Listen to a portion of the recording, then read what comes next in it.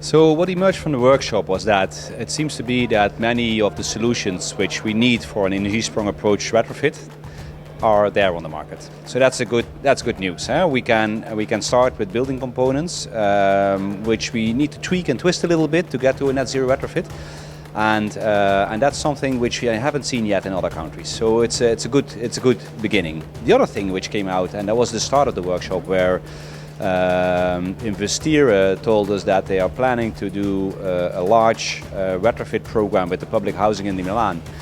And that is really kickstarting demand, because if that could be done in a systematic industrial way, it actually is a great platform to build the industry. So that was another really nice outcome.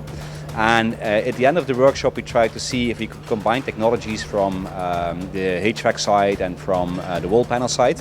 And a few interesting concepts came out, and in the end what came out was that it would be really beneficial if, instead of having multiple companies providing their components, actually get one company to integrate all of that into an integral package.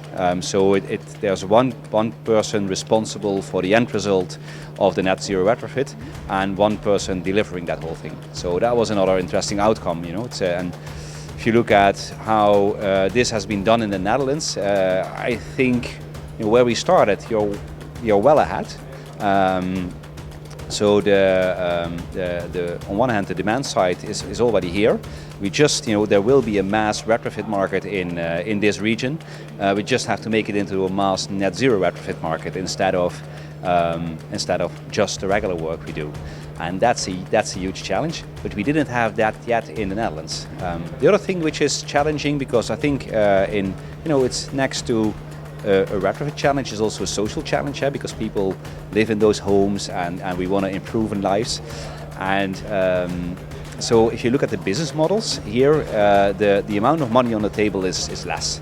On the other hand, labor costs are less in Italy than compared to the Netherlands and other countries in Europe.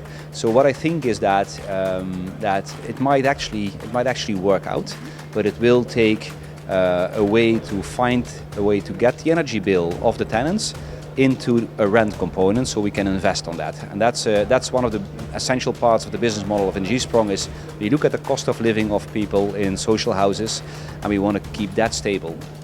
So it means that we need to find either regulatory changes or bypasses of the regulatory changes to get that extra cash flow in.